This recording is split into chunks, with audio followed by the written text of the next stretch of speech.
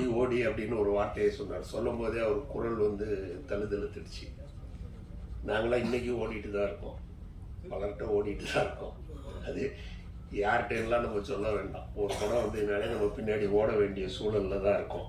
அதில் நீங்கள் வந்து கிளவரா புத்திசாலித்தனமாக உங்கள் வீட்டிலே இருக்கிற 2 அருமையான ஜீவன்களை வச்சு, ஜீவன் கூட சொல்லக்கூடாது, கிருத்திகாவை 2 கிருத்திகான்னு 2 ஹீரோயின் வச்சு அற்புதமான ஒரு படத்தை வந்து எடுக்கணும்னு நீங்கள் நினச்சிங்க பார்த்தீங்களா? நீங்கள் தான் கிளவர்.